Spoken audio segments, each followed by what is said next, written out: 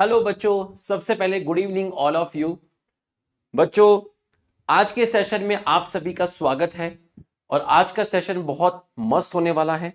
ठीक, आज हम पूरा का पूरा माइटोसिस कंप्लीट कर लेंगे, टीलोफेज पूरा का पूरा कंप्लीट करेंगे, साइटोकाइनेसिस भी पढ़ेंगे, सिग्निफिकेंस ऑफ माइटोसिस भी पढ़ेंगे और आराम से पढ़ेंगे और रिलैक्स वे में पढ़ेंगे। ठीक बच्चों, मैं अपने घर में आ गया हूं, देहरादून में पहुंच गया हूं। ठीक है, आज ही मैं पहुंचा हूं। तो अब मैं आज रात में बैठ के हैंड रिटन नोट्स बनाऊंगा और कल आपको पूरे चैप्टर के सेल साइकिल के जितना मैं आज तक आपको पढ़ाऊंगा, कल आपको सारे हैंड रिटन नोट्स एकदम शॉर्ट फॉर्म में आपको मिल जाएंगे। बाकी आपके पास यहां पर नोट्स तो हैं ही। तो जो नोट्स मैं आपको क्लास में लिखाता हूं ये सबसे बेस्ट नोट्स हैं, आप इन्हीं से पढ़िए। हैंड रिटन नोट्स मैं इसलिए देता हूं कि अगर कोई बच्चा है जो लिख नहीं पा रहा है ना, लिखते लिखते उसका हाथ मुड़ जाता है तो उन बच्चों के लिए भी हैंड रिटन नोट्स हैं। काफी स्टूडेंट्स होते हैं जो लिखना पसंद नहीं करते हैं, वो पूरा का पूरा बस समझते रहते हैं। ठीक, लेकिन अगर आप क्लासरूम में लिखोगे तो वो सबसे बेस्ट है, आपको लिखते लिखते याद हो जाएगा।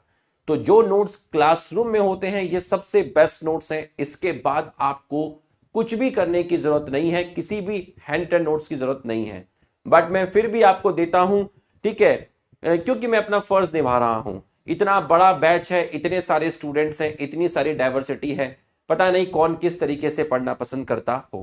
ठीक, तो guys enough of talk, let's start. एक बार सभी लोग गुड इवनिंग, गुड इवनिंग। एक बार सभी लोग हमारे सम्मान में यस लिख दीजिए ताकि बातों को खत्म करके आगे बढ़ा जाए। जल्दी से सभी लोग यस लिख दीजिए फटाफट।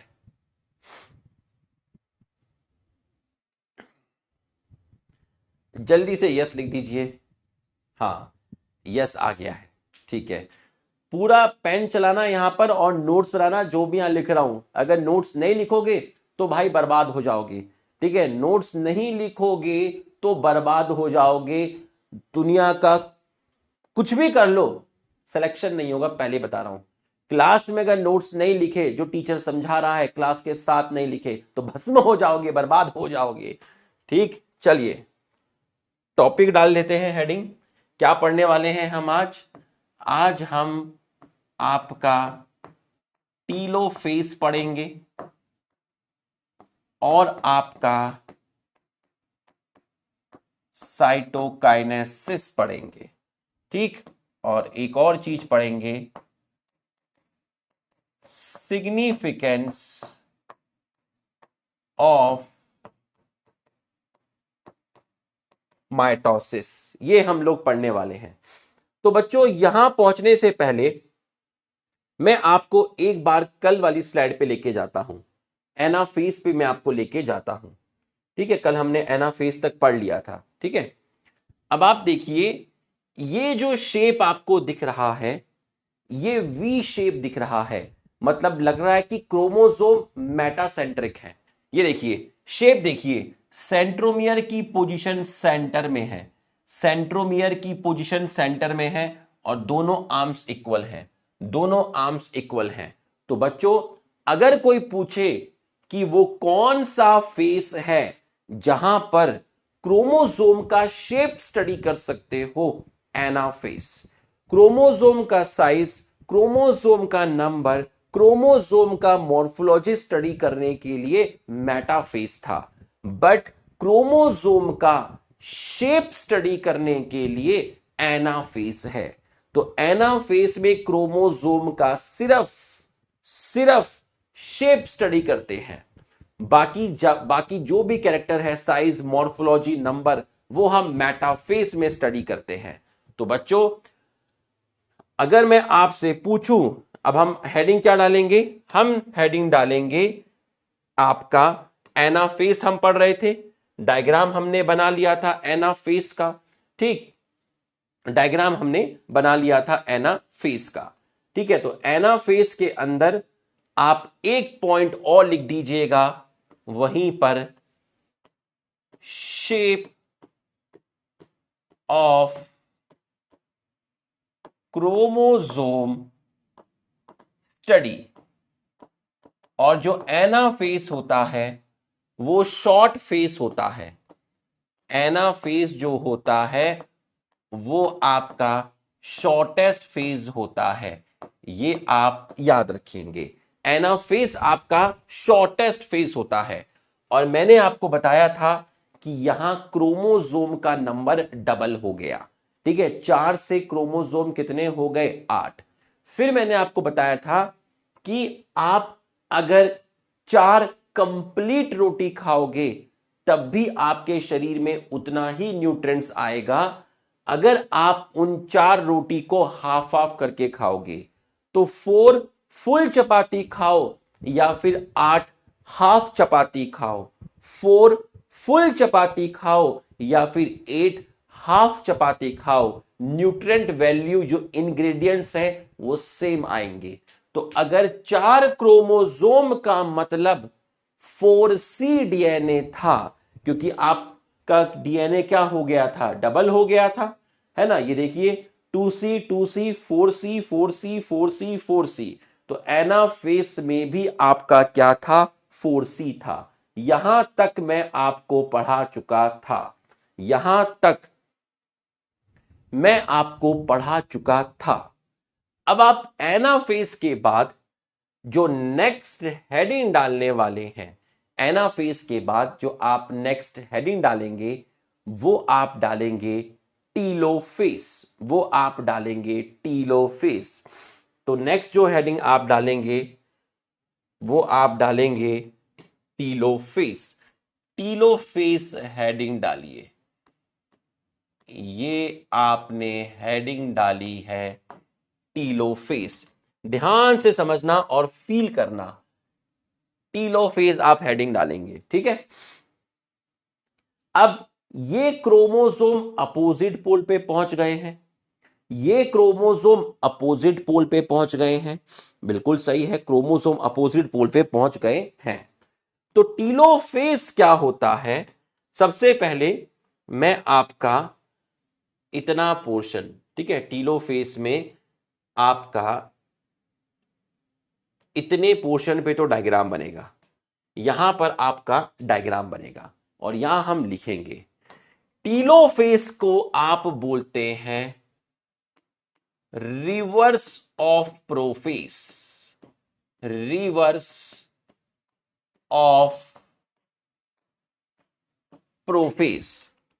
जो चीज प्रोफेज में हुई थी, जो चीज प्रोफेज में हुई थी, फोन साइज इंक्रीज, अच्छा फॉन्ट साइज इंक्रीज, बड़ा है भाई, अभी तो बड़ा है, ठीक है, और बड़ा कर लूंगा, ठीक।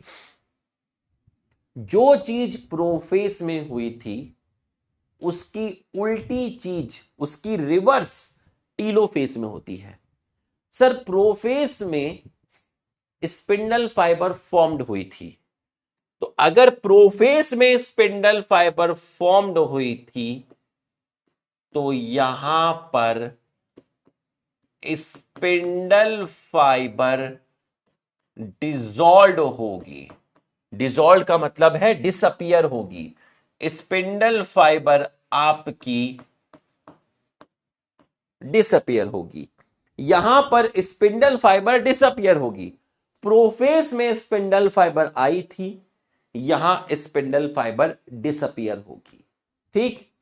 प्रोफेज के अंदर न्यूक्लियोलस और न्यूक्लियर मेम्ब्रेन डिसअपियर हुए थे। इसका मतलब टीलोफेज के अंदर nucleolus, nuclear membrane, ER, Golgi body, ये आपके क्या होंगे, ये आपके रीअपियर होंगे, ये आपके क्या होंगे, रीअपियर होंगे।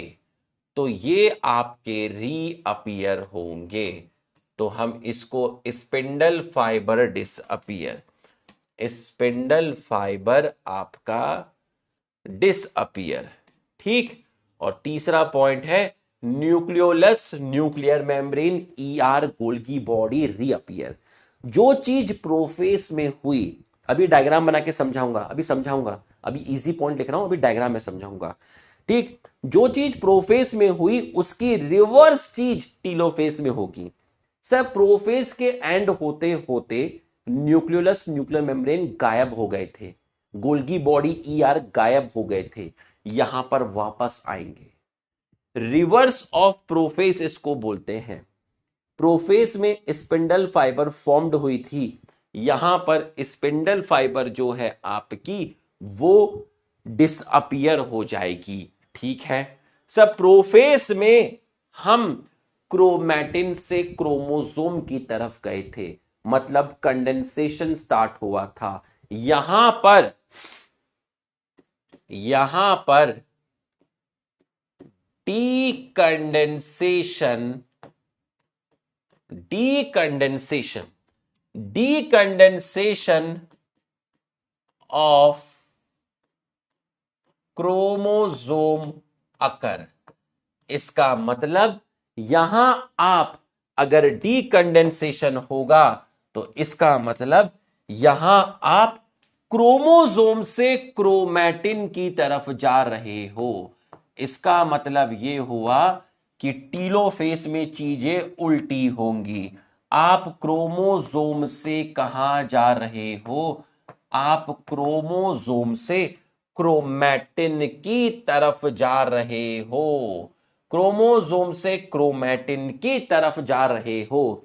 इसका मतलब यहां पर आपकी जो विजिबिलिटी होगी वो आपकी डिक्रीज हो जाएगी, क्योंकि आपको यहां क्रोमोसोम नहीं दिखेगा बल्कि क्रोमोसोम की डीकंडेंस फॉर्म दिखेगी, क्रोमैटिन दिखेगा। तो यहां पर आपका जो क्रोमोसोम है उसकी विजिबिलिटी डिक्रीज हो गई है और क्रोमोसोम कैसा हो गया है? लॉन्ग हो गया है, पतला हो गया है। तो ये हम किसके लिए बोल रहे हैं? ये हम क्रोमोसोम के लिए बोल रहे हैं। तो क्रोमोसोम अपने डीकंडेंस स्टेट में आ गया है, मतलब यहां पर क्रोमोसोम अपनी डीकंडेंस स्टेट में दिखेगा। मतलब किस फॉर्म में दिखेगा? क्रोमैटिन। और आपको मालूम है कि क्रोमैटिन जो कि क्रोमोसोम की डीकंडेंस फॉर्म है वो थोड़ी लंबी होती है और पतली होती है। तो विजिबिलिटी डिक्रीज हुई किसकी? क्रोमोसोम की। क्रोमोसोम कैसे हो गए? लॉन्ग हो गए। कैसे हो गए? थिन हो गए। और ये क्रोमोसोम क्या है? एक्चुअल में ये क्रोमोसोम की डीकंडेंस फॉर्म है, जिसको मैं बोल रहा हूं क्रोमैटिन। इसका मतलब ये हो गया। अब आप मुझे बताइए, यहां क्रोमोसोम अपनी आइडेंटिटी, अपनी इंडिविजुअलिटी को मेंटेन करेगा या लूज करेगा? लिख के बताइए। टीलोफेस में क्रोमोसोम अपनी आइडेंटिटी को मेंटेन करेगा या लूज करेगा? लिख के बताइए। क्रोमोसोम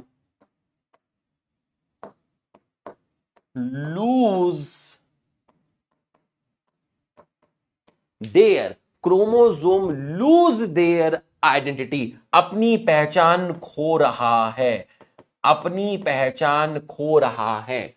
टीलोफेस में प्रोफेस का उल्टा होता है। प्रोफेस में क्रोमोसोम का कंडेंसेशन हो रहा था, यहां क्रोमोसोम का डीकंडेंसेशन हो रहा है। वहां क्रोमैटिन से क्रोमोसोम की तरफ जा रहे थे, यहां क्रोमोसोम से क्रोमैटिन की तरफ जा रहे हो। तो यहां पर जो क्रोमोसोम की डीकंडेंस फॉर्म है वो लॉन्ग है, वो थिन है, उसकी विजिबिलिटी कम हो गई है। Nucleolus NM nuclear membrane ER Golgi body वापस आ गए हैं। स्पिंडल फाइबर डिसॉल्व हो गई है, प्रोफेस में स्पिंडल फाइबर फॉर्म्ड हुई थी।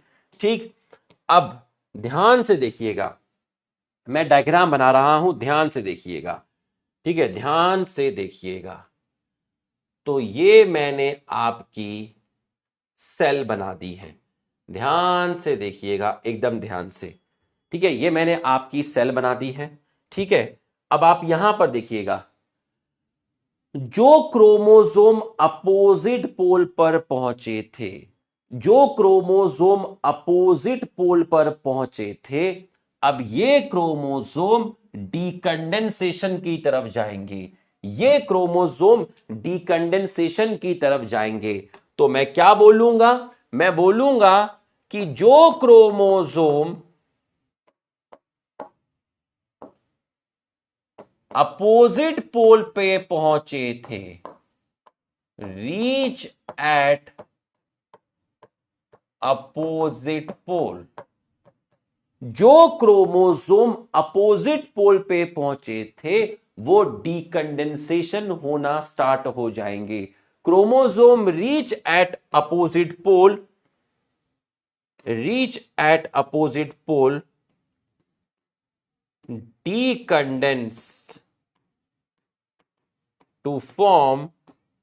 decondensed to form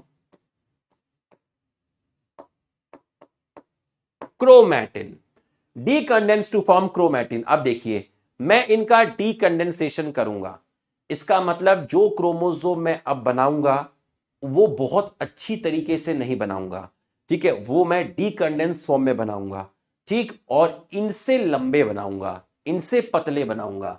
तो आप देखिएगा, जरा ध्यान से देखिएगा,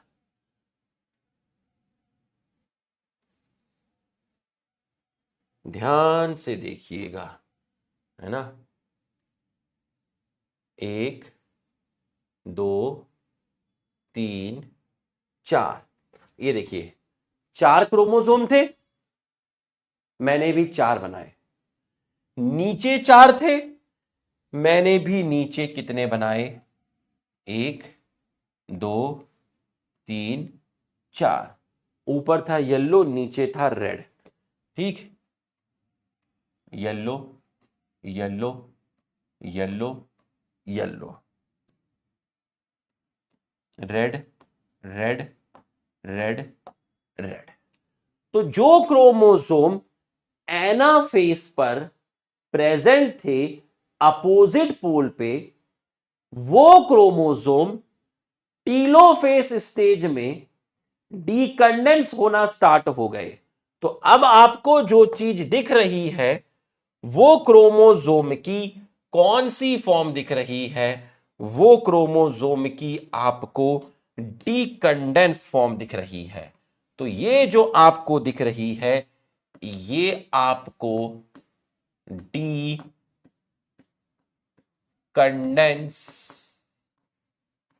फॉर्म दिख रही है। किसकी डीकंडेंस फॉर्म दिख रही है, डीकंडेंस फॉर्म दिख रही है क्रोमोसोम की। ये आपको डीकंडेंस फॉर्म दिख रही है क्रोमोसोम की, ठीक। आपको कहीं पर भी स्पिंडल फाइबर नहीं दिख रही, ठीक है, आपको कहीं पर भी स्पिंडल फाइबर नहीं दिख रही है, आपको डीकंडेंस फॉर्म दिख रही है। तो अब इनके सराउंडिंग में आपका न्यूक्लियर मेम्ब्रेन आ गया, यहां न्यूक्लियर मेम्ब्रेन आ गया और यहां पर न्यूक्लियर मेम्ब्रेन आ गया। तो ये जो चीज है बच्चों, ये है NM, ये है NM। तो जो क्रोमोसोम अपोजिट पोल पर थे, जो क्रोमोसोम अपोजिट पोल पर थे वो न्यूक्लियर मेम्ब्रेन से कवर्ड हो गए, न्यूक्लियर मेम्ब्रेन से कवर्ड हो गए।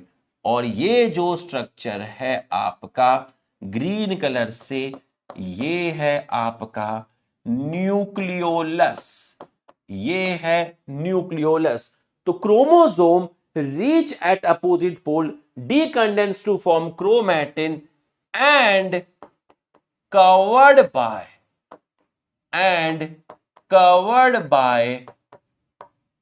Nuclear membrane. बच्चों यहां तक समझ में आया तो आप हमारे सम्मान में यस लिख दीजिए। अगर यहां तक आपको समझ में आया तो आप हमारे सम्मान में यस लिख दीजिए।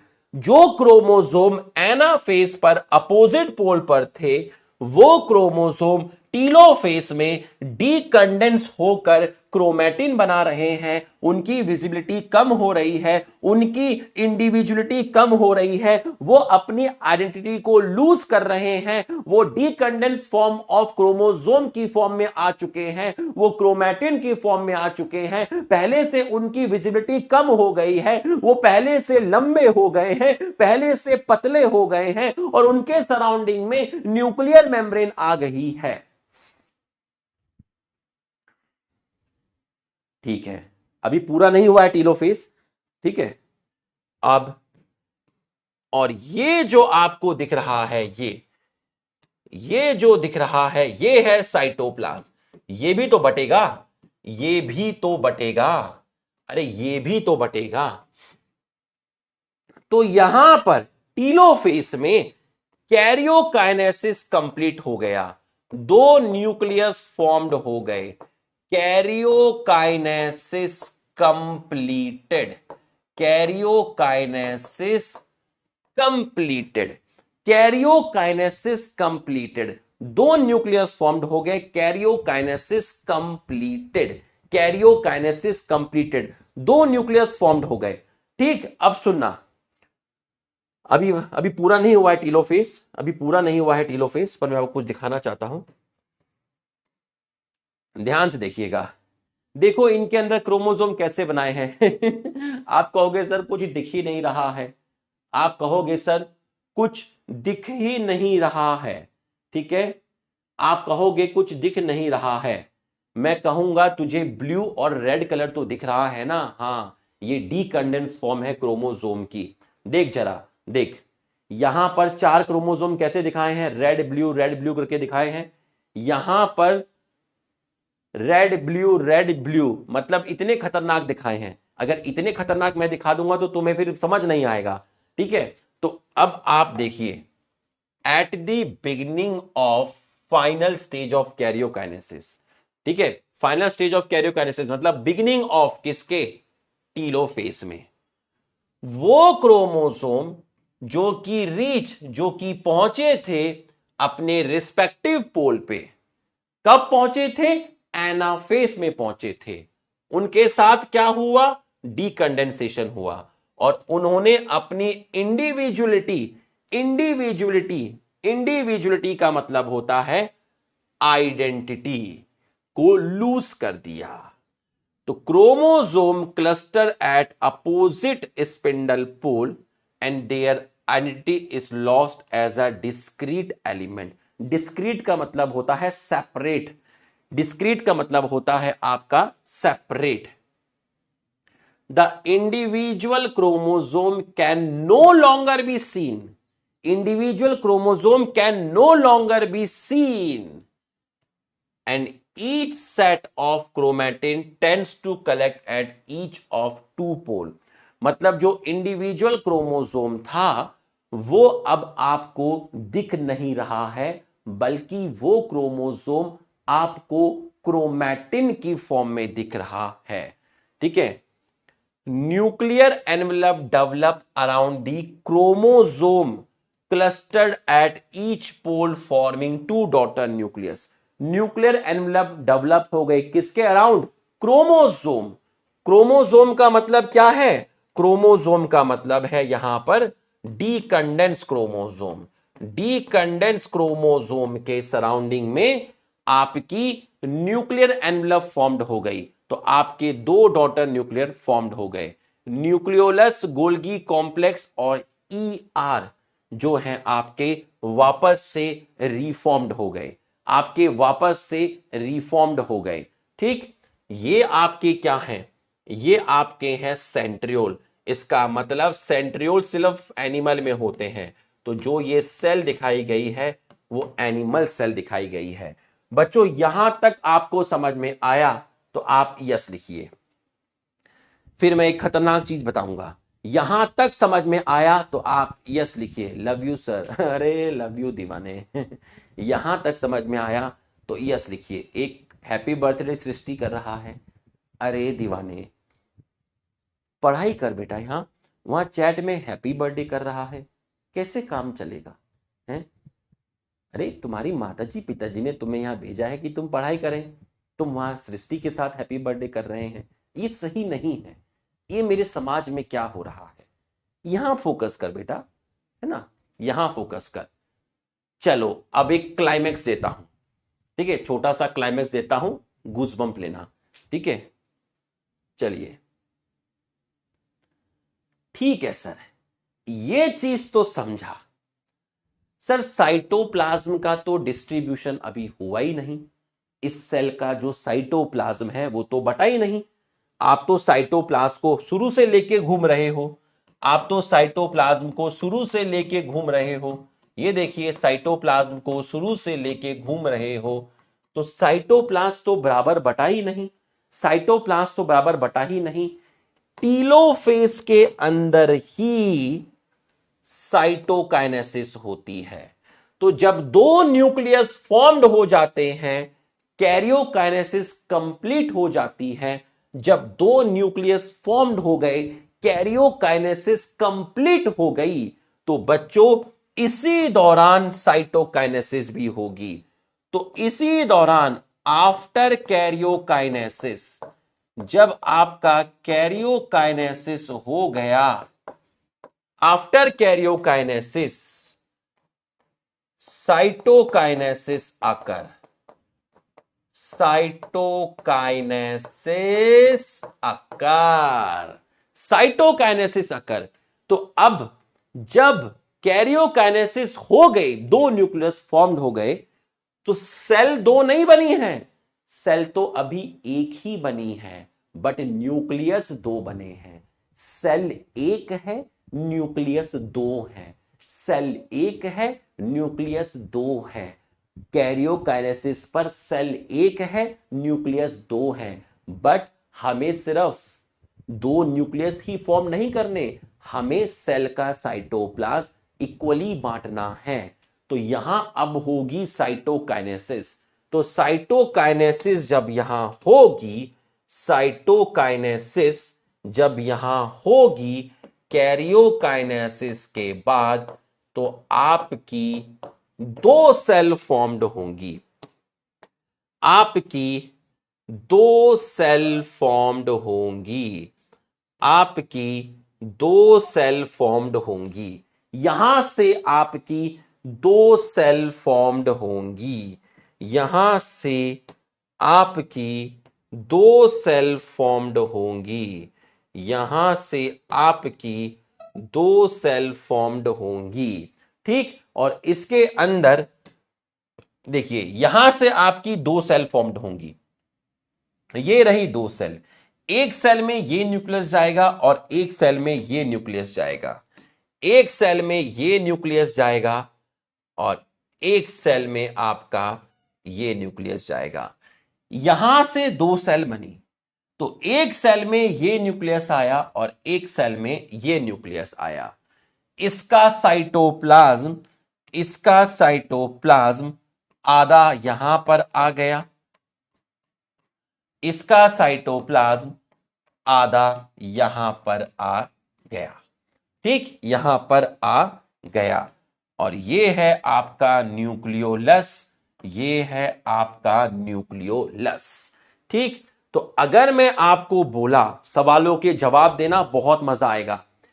जब कैरियोकाइनेसिस हुआ था तो दो न्यूक्लियस फॉर्म्ड हुए थे टीलोफेज में, सेल एक थी, लेकिन हमने कहा था कि एम फेज के अंदर दो चीजें होती हैं, पहले कैरियोकाइनेसिस और उसके बाद साइटोकाइनेसिस। तो बच्चों अब जब साइटोकाइनेसिस होगा तो इससे दो सेल फॉर्म्ड होंगी, इस सेल का आधा साइटोप्लाज्म यहां आया, आधा साइटोप्लाज्म यहां आया, ये न्यूक्लियस यहां आया, ये न्यूक्लियस यहां आया।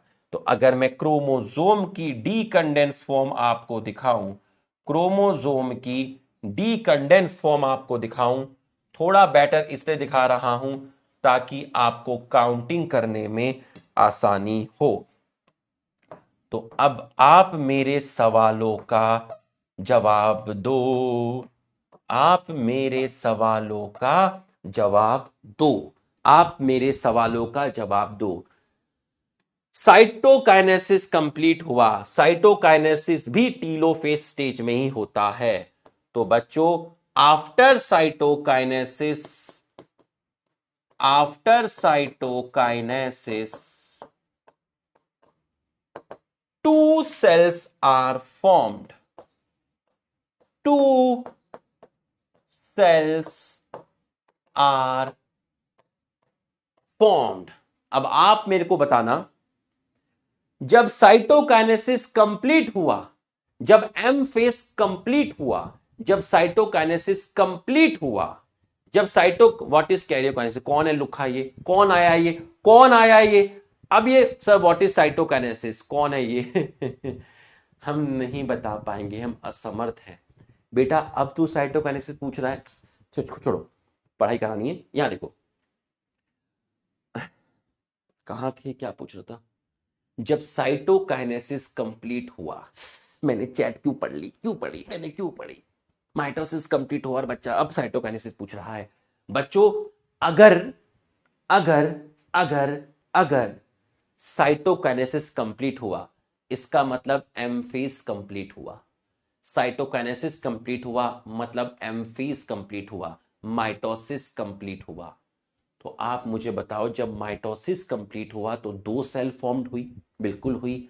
हर एक सेल में कितने क्रोमोसोम हैं बताइए, हर एक सेल में कितने क्रोमोसोम हैं बताइए, हर एक सेल में कितने क्रोमोसोम हैं लिख के बताइए, हर एक सेल में कितने क्रोमोसोम हैं लिख के बताइए। अरे लिख के बता, हर एक सेल में कितने क्रोमोसोम हैं, 4 हैं, 4 हैं, 4 हैं। यहां पर एक क्रोमोसोम में, यहां एक क्रोमोसोम में, यहां हां कितने हैं, 4 हैं। तो अगर मैं एक क्रोमोसोम में क्रोमैटिड की बात करता हूं, क्रोमैटिड इन 1 क्रोमोसोम, अगर मैं एक क्रोमोसोम में क्रोमैटिड की बात करता हूं, तो पेरेंट में एक क्रोमोसोम में एक क्रोमैटिड था, G1 में एक क्रोमोसोम में एक क्रोमैटिड था, S में 2 क्रोमैटिड था, G2 में 2 क्रोमैटिड था, प्रोफेस में 2 क्रोमैटिड था, मेटाफेस में 2 क्रोमैटिड था, एनाफेस में 1 क्रोमैटिड है, टीलोफेस में 1 क्रोमैटिड है। तो अब तुम देखो जरा ध्यान से, अब तुम जरा ध्यान से देखना, कितने क्रोमोसोम लेके चले थे, 4। टीलोफेज खत्म होने के बाद भी कितने क्रोमोसोम हैं, 4। एक क्रोमोसोम में कितनी क्रोमैटिड थी, 1। टीलोफेज खत्म होने के बाद भी एक क्रोमोसोम में कितनी क्रोमैटिड है, 1। बस यहां पर भरना है यहां पर भरना है देखते हैं क्या भरते हैं। लोगों ने तो लिखना शुरू भी कर दिया है, देखते हैं यहां क्या आएगा, देखते हैं यहां क्या आएगा। ध्यान से देखिएगा, ध्यान से, तुमने लिखना शुरू भी कर दिया। ये तो आपका बड़ापन है, ये तो आपके अंकल ने इतना अच्छा आपको पढ़ाया है कि आप 2C लिखना शुरू कर दिए हैं। ये तो आपके अंकल ने इतना अच्छा पढ़ाया है कि आपने 2C लिखना शुरू कर दिया है। लेकिन हमारी भी कुछ जिम्मेदारी है, मैं आपको एक बार खुद से भी बता देता हूं, मैं आपको एक बार खुद से भी बता देता हूं। तो जो चीज पहली क्लास में डायरेक्ट बताई गई थी कि पेरेंट सेल डॉटर सेल के इक्वल होती है, वो चीज, वो प्यार आपका खुल खुल के बाहर आ रहा है 2C 2C 2C बहुत बढ़िया। पेरेंट सेल में कितने क्रोमोसोम लेके चले थे, 4। टोटल डीएनए के कंटेंट को in that 4 chromosome, each chromosome having 1 chromatid equivalent to 2C DNA, same रहा। यहां पे क्रोमोसोम 4 हो गए, डीएनए का अमाउंट डबल हो गया 4C, यहां 4C, 4 क्रोमोसोम, हर क्रोमोसोम में 2 क्रोमैटिड, डीएनए का अमाउंट है 4C। प्रोफेस के अंदर 4 क्रोमोसोम, डीएनए का अमाउंट 4C। मेटाफेज में 4 क्रोमोसोम, डीएनए का अमाउंट 4C। 4 पूरी रोटी, 4 कंप्लीट रोटी is equal to 4C। 8 half चपाती, 4 कंप्लीट रोटी में 4C न्यूट्रेंट है, तो 8 हाफ चपाती में भी तो 4C ही होगा। सर मैंने 4 रोटी खाई, सर मैंने 8 हाफ चपाती खाई, तो न्यूट्रेंट तो सेम ही रहा, तो 8 half chapati is equal to 4C। 4 complete chapati is equal to 4C। ठीक है, अब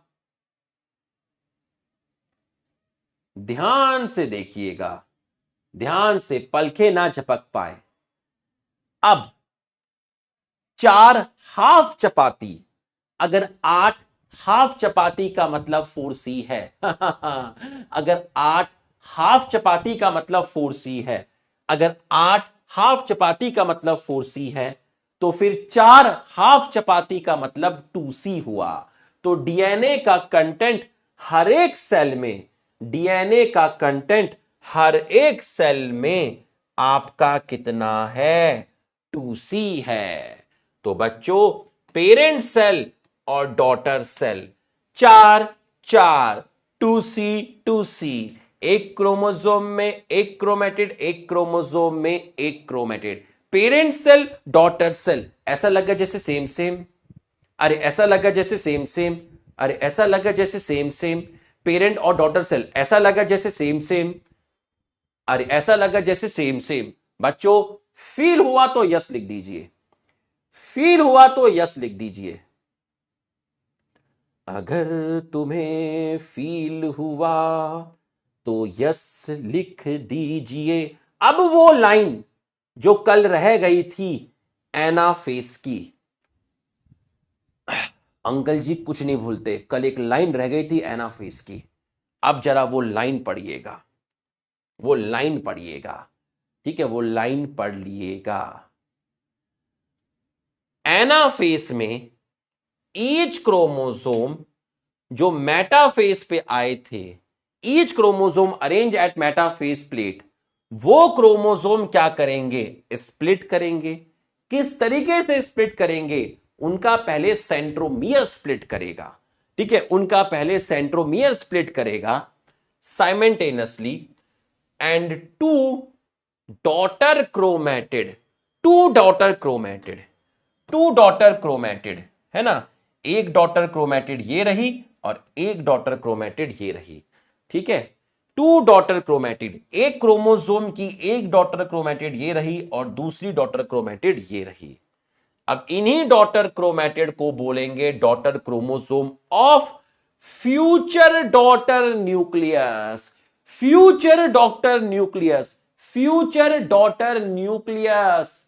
फ्यूचर न्यूक्लियस किस स्टेज में आएंगे? एनाफेज में आएंगे या टीलोफेज में आएंगे? लिख के बताओ।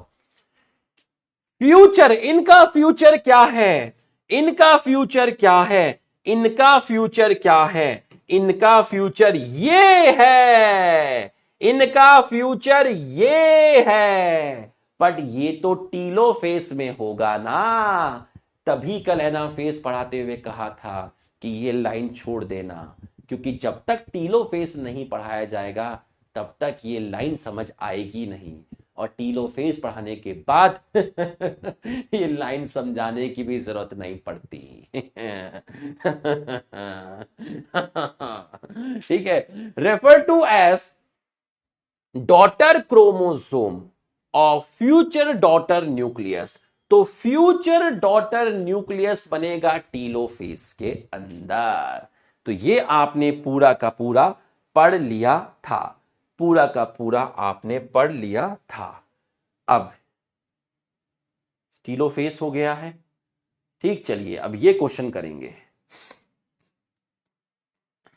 ये क्वेश्चन करेंगे, ये क्वेश्चन करेंगे। ठीक है, ऐसा नहीं है कि हम हंसते नहीं, हम तो बहुत ज्यादा हंसते हैं, पर समय होता है हर चीज का, ऐसे नहीं कि कभी भी समय होता है। ठीक है, अब जैसे ही मियोसिस शुरू होगा एकदम सीरियस हो जाऊंगा, जब मियोसिस 1 कंप्लीट होगा तो हंसी मजाक करूंगा। How many statement are correct at the beginning of final stage of M phase? Final stage of M phase, at the beginning of final stage of M phase, at the beginning of final stage of M phase. अब आप देखिएगा, final stage of M phase, M phase की final stage telophase नहीं है। M phase की final stage तो cytokinesis है। At the beginning of final stage M phase नहीं, कैरियोकाइनेसिस। कैरियोकाइनेसिस की फाइनल स्टेज टीलोफेज है, लेकिन एम फेज की फाइनल स्टेज टीलोफेज नहीं है। एम फेज की फाइनल स्टेज साइटोकाइनेसिस है। तो अगर मैं आपसे कहूं कि final stage of M phase, final stage of M phase क्या है? साइटोकाइनेसिस है। ठीक है, क्या लगा रहे हैं आंसर? बी लगा रहे हैं। देखते हैं जरा, 3 स्टेटमेंट करेक्ट है इनके अकॉर्डिंग, चेक कर लेते हैं। Telophase chromosome reach at opposite pole, decondense and lose their identity. यहां कैरियोकाइनेसिस आना था, ये गलत हो गया। Individual chromosome can no longer be seen but decondense form of chromatin appear. Chromatin material collect at opposite pole. Nucleus GBER are not reformed, गलत हो गया। Nuclear envelope develop around the chromosome at each pole forming 2 daughter nucleus. अरे बाबा, तुम तो होशियार हो गए रे, तुम तो हमसे पहले क्वेश्चन करने लगे हैं। अरे दीवाने, बहुत बढ़िया,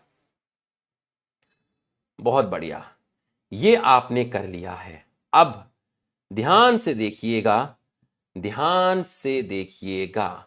अब हमें पढ़ना है साइटोकाइनेसिस। अब हमें पढ़ना है साइटोकाइनेसिस। बच्चों, मैंने तुम्हें डायरेक्ट बता दिया कि 2 सेल्स फॉर्म्ड हो गई, जिसको मैंने साइटोकाइनेसिस बोला। बट इस तरीके से नहीं होता, इसका भी पूरा प्रोसेस है, इसका भी पूरा प्रोसेस है। तो अब हम पढ़ने जा रहे हैं साइटोकाइनेसिस। अब हम पढ़ने जा रहे हैं साइटोकाइनेसिस कि सर 2 न्यूक्लियस फॉर्म्ड हुए, समझा, लेकिन साइटोप्लाज्म कैसे बटा, साइटोप्लाज्म का डिवीजन कैसे हुआ, अब मैं आपको यह समझाऊंगा। चलिए, तो अब आप हेडिंग डाल दीजिए सभी लोग, साइटोकाइनेसिस। साइटोकाइनेसिस,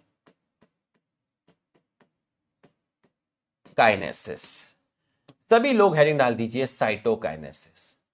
बच्चों, साइटोकाइनेसिस में क्या होता है? सबसे पहला, साइटोकाइनेसिस का मतलब होता है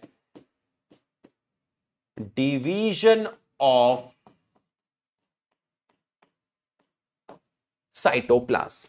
डिवीजन ऑफ साइटोप्लाज्म किस स्टेज में होता है, कब होता है? साइटोकाइनेसिस होता है आफ्टर कैरियोकाइनेसिस।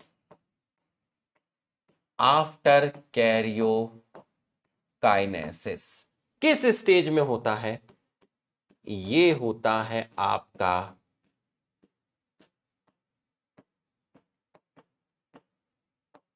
टीलोफेज स्टेज में, ये होता है आपका टीलोफेज स्टेज के अंदर। अब आपको 2 तरीके से पढ़ना है, 2 तरीके से आपको पढ़ना है। ठीक, सबसे पहले आपको पढ़ना है, सबसे पहले आपको क्या पढ़ना है? सबसे पहले आपको एनिमल का साइटोकाइनेसिस पढ़ना है कि एनिमल में कैसे होता है। तो सबसे पहले आप एनिमल के अंदर साइटोकाइनेसिस पढ़ेंगे। ठीक, चलिए, एनिमल के अंदर साइटोकाइनेसिस पढ़ेंगे। तो मैं सबसे पहले आपकी एक सेल बना लेता हूं। ठीक है, सबसे पहले मैंने आपकी एक सेल बना ली। ठीक है, सबसे पहले मैंने आपकी एक सेल बना ली है। ठीक है, सबसे पहले मैंने आपकी एक सेल बना ली है, ये हमने आपकी एक सेल बना ली है। ठीक है सर, साइटोकाइनेसिस टीलोफेज स्टेज में होता है, बिल्कुल सही है।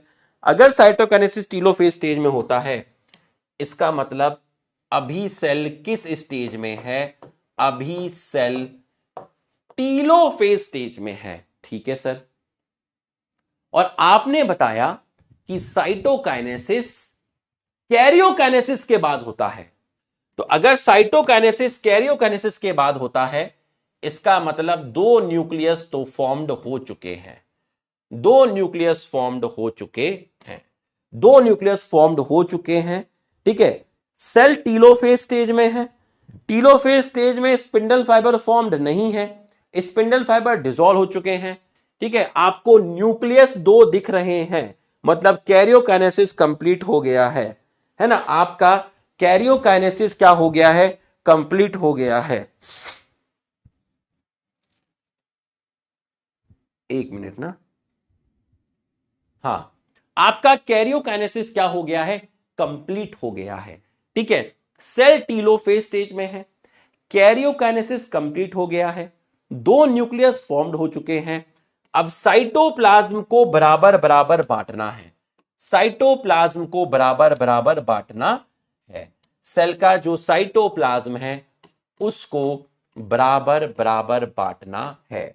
ध्यान से समझिएगा, ध्यान से समझिएगा, ध्यान से समझिएगा। अब ये जो बाहर की तरफ आपको लेयर दिख रही है, ये सेल वॉल तो हो नहीं सकती क्योंकि एनिमल सेल है। ये है आपकी सेल मेम्ब्रेन, ये है आपकी सेल मेम्ब्रेन। कुछ नहीं, आंख में ना अंदर खुजली होने लगी थी। ठीक है। ये है आपकी सेल मेम्ब्रेन। ठीक, मैंने सोचा हाथ में खुजली होती थोड़ा पैसा वैसा आ जाता। आंख में हो रही है। अरे गजब बाबा, हे मां, इधर देख, ये है सेल मेम्ब्रेन। ठीक है, बाहर की तरफ है सेल मेम्ब्रेन। ठीक, अब क्या होता है, अंदर की तरफ, अंदर की तरफ एक रिंग बनती है। इस तरीके से एक रिंग बनती है। थोड़ा और अच्छे से बनाता हूं रिंग। अंदर की तरफ आपकी एक रिंग बनी है। ठीक है, ऐसे समझिए, ये पानी का बॉटल है। ठीक, सेल है। इसके अंदर, इसके अंदर जो वॉल है, इस वॉल का जो इनर साइड है, वहां पर अंदर की तरफ वॉल को टच करते हुए एक रिंग बन जाए, वॉल को टच करते हुए एक रिंग बन जाए।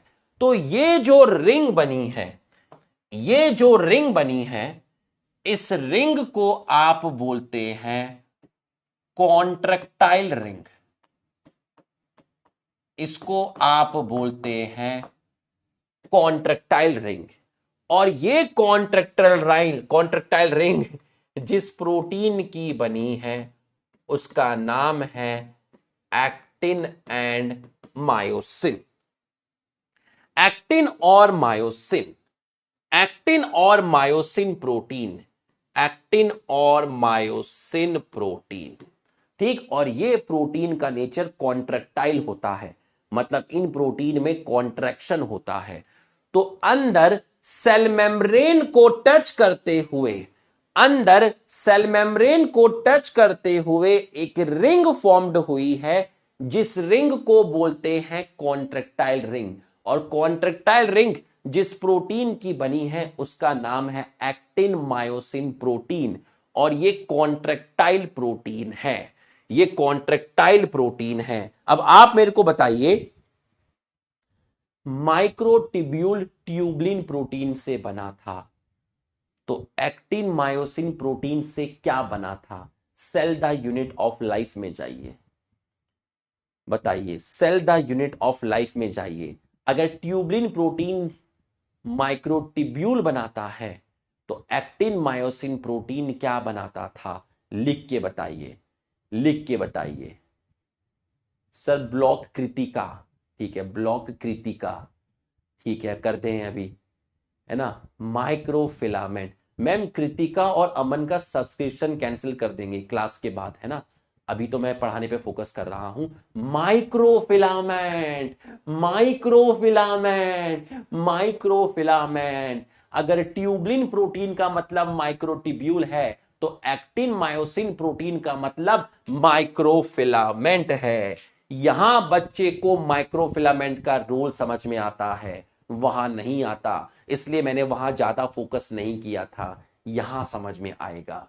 ठीक है, एक्टिन मायोसिन प्रोटीन, इसका मतलब आप यहां लिख सकते हैं माइक्रो फिलामेंट। तुम्हें लगा होगा कि सर ने इस पे इतना फोकस क्यों नहीं किया, रीजन होता है, हर चीज का एक समय होता है। अब देखिए तुम्हें माइक्रोफिलामेंट केस का रोल पूरा क्लियर हो जाएगा। अब बच्चों ये रिंग में कॉन्ट्रैक्शन होगा, ये रिंग में कॉन्ट्रैक्शन होगा, तो आपका कॉन्ट्रैक्शन होगा, आपका कॉन्ट्रैक्शन होगा, क्योंकि ये प्रोटीन कैसे हैं, कॉन्ट्रैक्टाइल हैं। तो जो कॉन्ट्रैक्टाइल रिंग होगी वो आपकी क्या करेगी, कॉन्ट्रैक्ट करेगी, कॉन्ट्रैक्ट करेगी।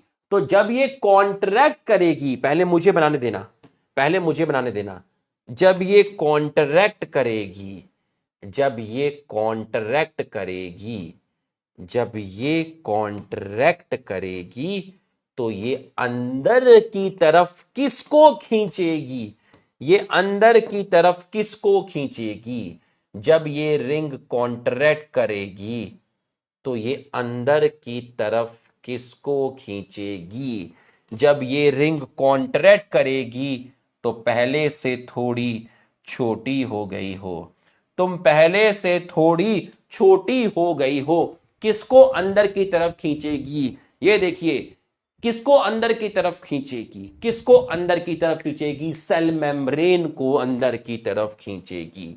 तो ये जो बना है, ये जो बना है, इसको बोलते हैं फरो फॉर्मेशन।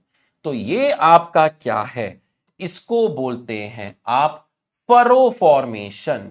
तो ये जो आपका हुआ है ना, ये जो आपका हुआ है, ये जो आपका हुआ है, ये जो आपका हुआ है, इसको बोलते हैं फरो फॉर्मेशन, इसको बोलते हैं फरो फॉर्मेशन, फरो फॉर्मेशन। ठीक है, ये रिंग कॉन्ट्रैक्ट करी है और रिंग चिपकी हुई है सेल मेम्ब्रेन से, तो जब रिंग कॉन्ट्रैक्ट करेगी तो सेल मेम्ब्रेन को अंदर की तरफ खींचेगी, अंदर की तरफ खींचेगी। अब और कॉन्ट्रैक्ट करेगी, और ज्यादा कॉन्ट्रैक्ट करेगी। तो अगर और ज्यादा कॉन्ट्रैक्ट करेगी, ध्यान से देखिएगा, पहले मुझे बनाने दीजिएगा, पहले मुझे बनाने दीजिएगा, ध्यान से देखिएगा, और ज्यादा कॉन्ट्रैक्ट करेगी, और ज्यादा कॉन्ट्रैक्ट करेगी। अगर और ज्यादा कॉन्ट्रैक्ट करेगी, और ज्यादा कॉन्ट्रैक्ट करेगी, तो रिंग तो बहुत छोटी सी हो जाएगी। तो रिंग बहुत छोटी सी हो गई है, तो जब ये रिंग और छोटी हो जाए, जब ये रिंग और छोटी हो जाए, तो इस रिंग को बोलते हैं मिड बॉडी, इस रिंग को बोलते हैं मिड बॉडी। ये न्यूक्लियस, ये न्यूक्लियस, ये न्यूक्लियस, ये न्यूक्लियस, ठीक है, इसको बोलते हैं मिड बॉडी। तो सबसे पहले थी कॉन्ट्रैक्टाइल रिंग, वो कॉन्ट्रैक्ट करी, मेम्ब्रेन को खींच के लाई, ठीक है, अब और ज्यादा छोटी हो गई तो कॉन्ट्रैक्टाइल रिंग को बोला मिड बॉडी। ठीक, और अल्टीमेट ये मीट कर जाएंगे, अल्टीमेट ये आपके क्या कर जाएंगे, मीट कर जाएंगे, और आपकी दो सेल फॉर्म्ड हो जाएंगी, आपकी दो सेल फॉर्म्ड हो जाएंगी, आपकी दो सेल फॉर्म्ड हो जाएंगी। इनमें अपना न्यूक्लियोलस भी होगा, है ना। तो दो सेल्स आपकी फॉर्म्ड हो गई हैं, साइटोकाइनेसिस आपका हो गया है, साइटोकाइनेसिस आपका हो गया है। तो यहां आपको समझ में आया तो यस लिखिए, ये आपको समझ में आया तो आप यस लिख दीजिए, ये आपको समझ में आया तो आप यस लिख दीजिए। तो यहां पर जो साइटोकाइनेसिस हुआ है वो सोच के बताइएगा, वो पेरिफ्री से सेंटर की तरफ हुआ या सेंटर से पेरिफ्री की तरफ हुआ? सोच के बताइएगा, सोच के बताइएगा। साइटोकाइनेसिस पेरिफ्री से सेंटर की तरफ हुआ या सेंटर से पेरिफ्री की तरफ हुआ? चीजें बाहर से अंदर की तरफ आई या अंदर से बाहर की तरफ हुआ? ये प्रोसेस बाहर से अंदर की तरफ हुआ या अंदर से बाहर की तरफ हुआ? ये पेरिफ्री से सेंटर की तरफ हुआ या सेंटर से पेरिफ्री की तरफ हुआ? पेरिफ्री टू सेंटर, पकड़ गए, पकड़ गए, पेरिफ्री टू सेंटर। चीजें बाहर से अंदर की तरफ आई हैं, बाहर से अंदर की तरफ आई हैं। Periphery to centre, periphery to centre, periphery to centre. इसको सेंट्रीपिटल भी बोलते हैं, इसको सेंट्रीपिटल भी बोलते हैं। पेरिफ्री टू सेंटर, इसको सेंट्रीपिटल भी बोलते हैं, इसको सेंट्रीपिटल भी बोलते हैं, सेंट्रीपिटल भी बोलते हैं। तो बच्चों, फरो फॉर्मेशन हुआ और बाद में क्लीवेज हो गया, फरो फॉर्मेशन हुआ, बाद में क्लीवेज हो गया। तो एनिमल में साइटोकाइनेसिस में क्या क्या पॉइंट आपको याद करने हैं? पहला पॉइंट आपको याद करना है कि माइक्रोफिलामेंट का रोल है। दूसरा आपको याद रखना है फरो फॉर्मेशन, और तीसरा आपको याद रखना है periphery to centre, periphery to centre, जिसको आप सेंट्रीपिटल भी बोलते हैं। यह आपको समझ में आ गया है, ठीक है। अब मैं जरा आपको साइटोकाइनेसिस में सिर्फ इतना ही दिखाऊंगा, देखिएगा जरा। जो जो लाइन में अभी आपको अंडरलाइन करूंगा, ध्यान से देखिएगा। Mitosis accomplish not only segregation of duplicated chromosome। भाई क्रोमोसोम तो डबल होते ही नहीं है, फिर ये लाइन क्यों लिखी है? ये लाइन डीएनए के रेस्पेक्ट में लिखी है। तो माइटोसिस उस डीएनए को ही इक्वली डिस्ट्रीब्यूट नहीं करता जो डीएनए एक्स्ट्रा आया था एस फेस में। तो माइटोसिस एस फेस में जो डीएनए रेप्लिकेट होकर सेल के अंदर जो डीएनए का अमाउंट डबल हुआ था, माइटोसिस उस डीएनए को इक्वली डिस्ट्रीब्यूट करता है। बट माइटोसिस सिर्फ न्यूक्लियस के मटेरियल को ही इक्वली डिस्ट्रीब्यूट नहीं करता, माइटोसिस तो साइटोप्लाज्म के मटेरियल को भी इक्वली डिस्ट्रीब्यूट करता है। Mitosis not only segregate, segregate का मतलब होता है separate. Mitosis not only separate duplicated DNA into daughter nucleus, but also the cell itself divide into two daughter cell by separation of cytoplasm called cytokinesis। Mitosis जो duplicated DNA है उसी को ही equally distribute नहीं करता, बल्कि वो काम तो करता ही है, उसके अलावा सेल के अंदर साइटोप्लाज्म को भी दो सेल्स में इक्वली डिस्ट्रीब्यूट करता है, जिसको साइटोकाइनेसिस बोलते हैं। और साइटोकाइनेसिस होती है at the end of cell division, cell division के एंड में होती है। सेल डिवीजन मतलब एम फेस, एम फेस था कैरियोकाइनेसिस और सेल फेस का एंड है, सेल डिवीजन का एंड है साइटोकाइनेसिस, सेल डिवीजन का एंड है साइटोकाइनेसिस। तो जो एम फेस होता है वो डुप्लीकेटेड डीएनए को ही इक्वली डिस्ट्रीब्यूट नहीं करता दो न्यूक्लियस के अंदर ड्यूरिंग कैरियोकाइनेसिस, बल्कि ये तो करता ही है, इसके अलावा उस सेल्स के साइटोप्लाज्म को भी इक्वली डिस्ट्रीब्यूट करता है। समझ में आया तो यस लिखो, समझ में आया तो यस लिखो, समझ में आया तो यस लिखो। अच्छा एक बात तो मानोगे, अपने मुंह से तो अपनी तारीफ हो जाएगी, मैं एनसीईआरटी की लाइन को बहुत अच्छे से डिकोड करता हूं। ये बात तो मानते हो ही नहीं मानते हो? मतलब जिस तरीके से जटिल भाषा में लिखी होती है उसको बहुत अच्छे से डिकोड करता हूं, मतलब आपको एकदम समझ में आएगा। आपको ऐसा नहीं लगेगा कि मैं इंग्लिश का हिंदी ट्रांसलेट कर रहा हूं या एनसीईआरटी पढ़ रहा हूं। आपको ऐसा लगेगा कि सर पहले कॉन्सेप्ट बोर्ड पे समझाते हैं और उसके बाद कॉन्सेप्ट दोबारा समझाते हैं in the form of NCERT. Agree करो, I am your uncle, I am your uncle, है ना? हाँ, आ जाओ। ये कोई एरोगेंसी नहीं है ना?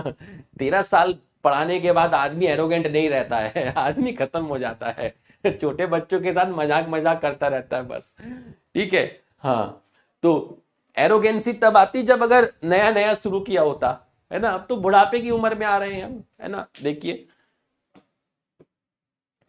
अब ये आपको समझ में आ गया है ना? ये आपको समझ में आ गया है, ठीक है? आ जाओ, ठीक। इन एन एनिमल सेल के बारे में मैंने आपको बताया। This is achieve by appearance of furrow in plasma membrane. The furrow gradually deep, furrow deep होता गया, डीप होता गया, डीप होता गया, अल्टीमेटली कहां ज्वाइन किया? सेंटर में। इसका मतलब फरो मूव किया था कहां से कहां?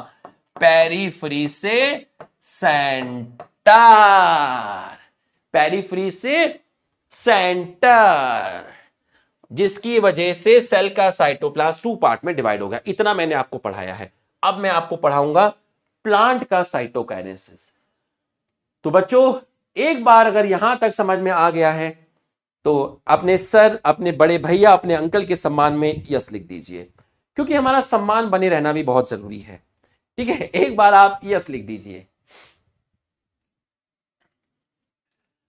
अब कर लेते हैं प्लांट का साइटोकाइनेसिस, ठीक है? प्लांट का साइटोकाइनेसिस, डालिए heading plant cytokinesis,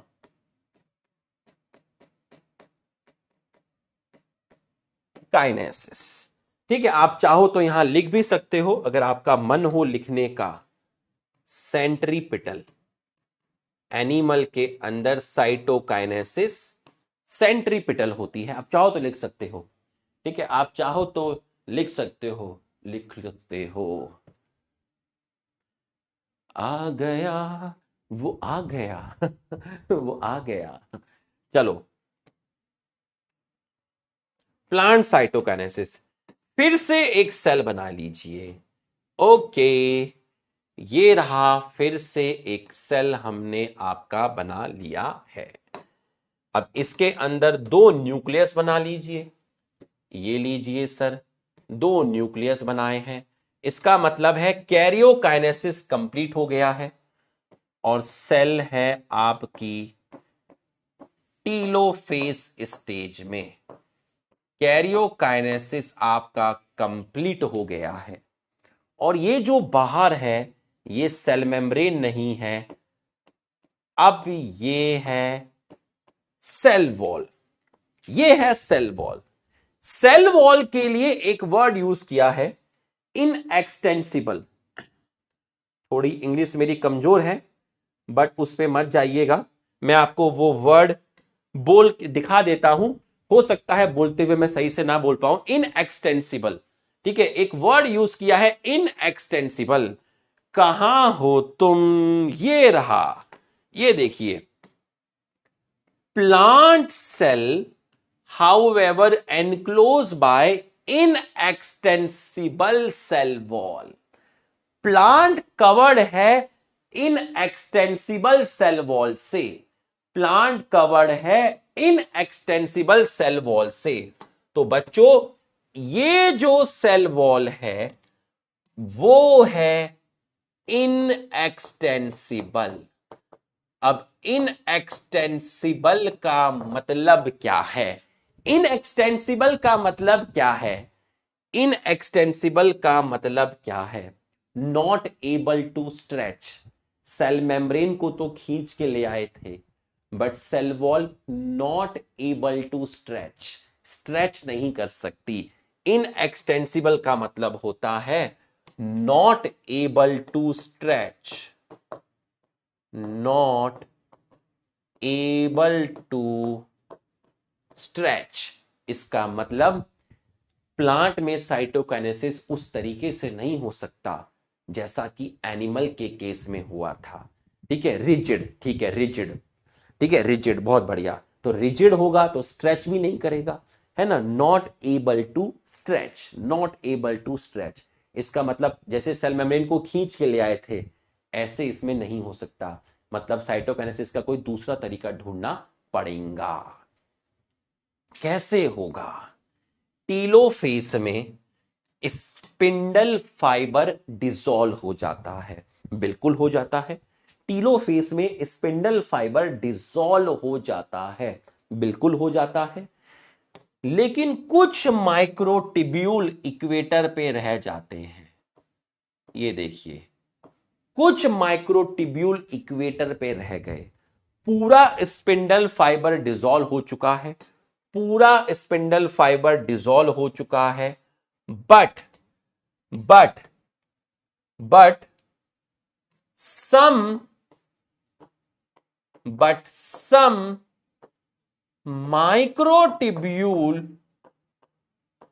some microtubule present at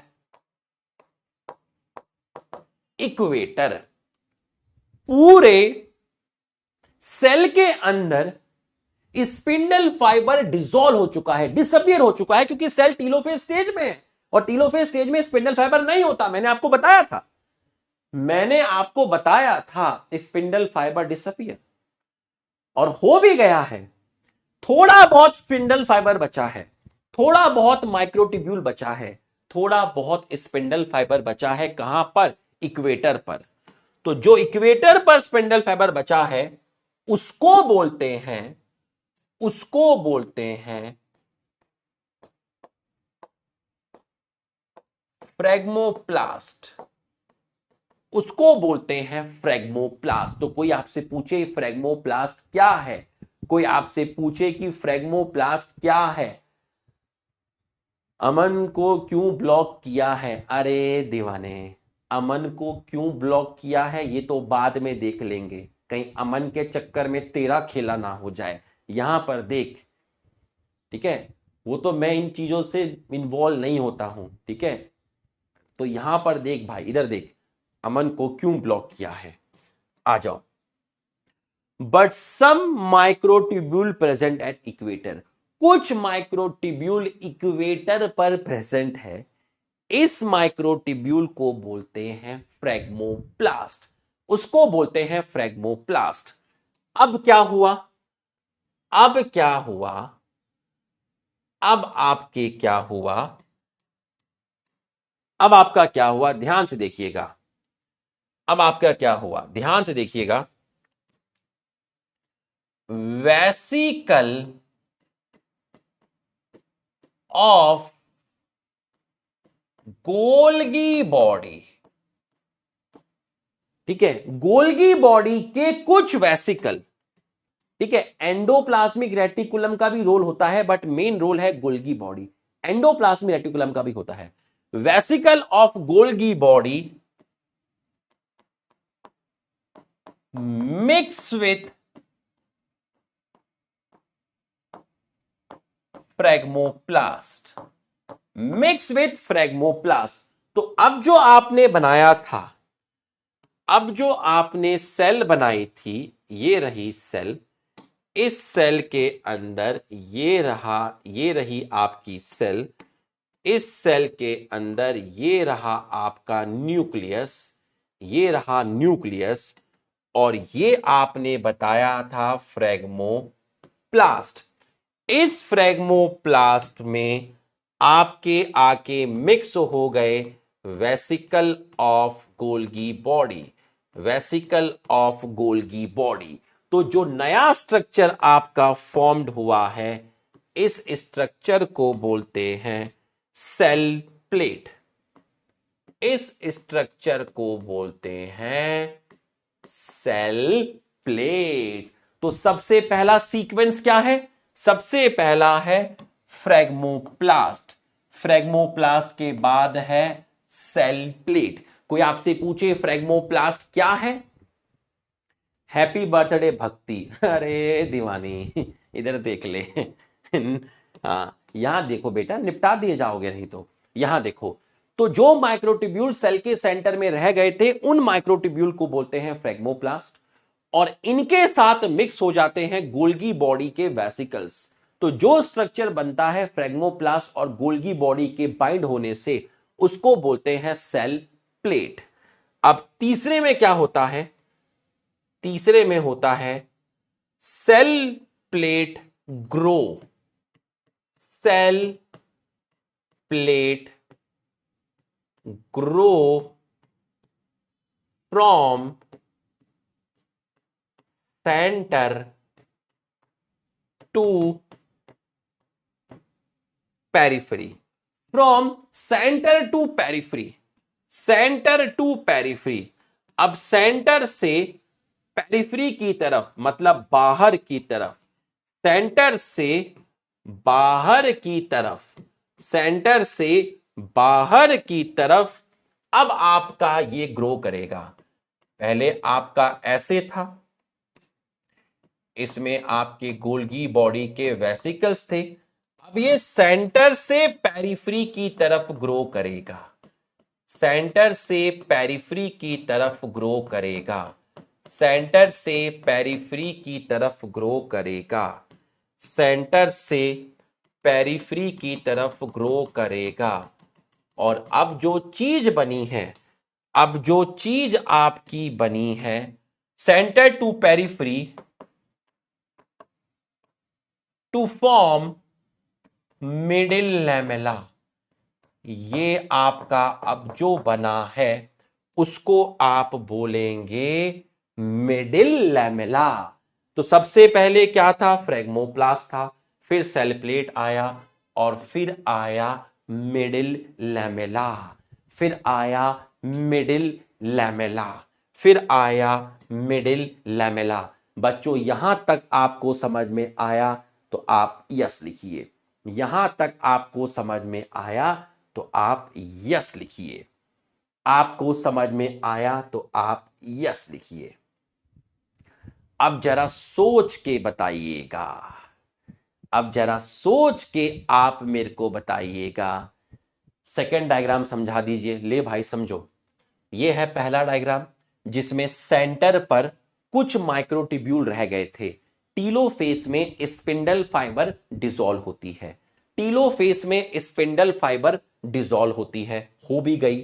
थोड़ी सी स्पिंडल फाइबर सेंटर में बची है, जो सेंटर में बची है उसको फ्रेगमोप्लास्ट बोलते हैं। इस फ्रेगमोप्लास्ट के साथ गोल्गी बॉडी मिक्स हो गया, इस फ्रेगमोप्लास्ट के साथ गोल्गी बॉडी मिक्स हो गया। तो यहां दो चीजें हैं, फ्रेगमोप्लास्ट और गोल्गी बॉडी, इसको बोलते हैं सेल प्लेट। अब ये सेल प्लेट ग्रो किया, जब ये सेल प्लेट ग्रो किया तो आपका बन गया है मिडिल लैमेला। तो मिडिल लैमेला कॉमन लेयर है between two cell, middle lamella common layer है between two cell, common layer है बिटवीन टू सेल। तो अब यहां पर आपका जब साइटोकाइनेसिस होगा तो अब आपकी दो सेल यहां पर फॉर्म्ड हो जाएंगी, दो सेल यहां पर आपकी फॉर्म्ड हो जाएंगी। तो देखिए ये आपका मिडिल लैमेला बन चुका है, बिल्कुल सही है, ये आपका मिडिल लैमेला बन चुका है। और अगर मैं आपको थोड़ा सा और घूस बम दे दूं, खतरनाक वाला घूस बम दे दूं, खतरनाक वाला घूस बम दे दूं, खतरनाक वाला घूस बम दे दूं, तो चलो घूस बम चाहिए तो बताओ, खतरनाक वाला घूस बम चाहिए तो बताओ, यस लिख के बताओ। खतरनाक वाला दूंगा, ऐसा दूंगा कि तुम्हें मजा ही आ जाएगा। You want? Yes guys, you want घूस bomb? Come on guys, you want घूस बम्स? तुम्हें घूस बम चाहिए? खतरनाक वाला क्लाइमेक्स चाहिए। हां, मैं देना नहीं चाह रहा था क्योंकि वो है नहीं, लेकिन दे देता हूं, चलो तुम्हें मजा ही आ जाएगा। ये बन गया है मिडिल लैम्ला। अब क्या होगा, इसके बाद क्या होगा, इसके बाद क्या होगा, तैयार हो जाइए। इसके बाद क्या होगा, तैयार हो जाइए। ये है आपकी सेल, ठीक, तैयार हो जाइए। तकड़ा है, संभालना पड़ेगा, संभाल लेना भाई। ये है न्यूक्लियस, ये है न्यूक्लियस, ठीक। और ये था आपका मिडिल लैमेला, ये था आपका मिडिल लैमेला, ये था मिडिल लैमेला। अब मिडिल लैमेला से अंदर की तरफ, ये मिडिल लैमेला है। इतने पार्ट को देखना, इतने पार्ट को देखना, एक सेल को देखना, इसने को देखना, नीचे वाले को मत देखना। मिडिल लैमेला से अंदर की तरफ आपकी एक वॉल बनी। इसको देखना, इसको देखना, इसको मत देखना, इसको देखना। मिडिल लैमेला से अंदर की तरफ एक वॉल बनी, बिल्कुल बनी। और उसके बाद इस वॉल के अंदर भी एक वॉल बनी, इस वॉल के अंदर भी एक वॉल बनी, ये बनी। सिर्फ इतना पोर्शन देखना, ये मिडिल लैमेला है।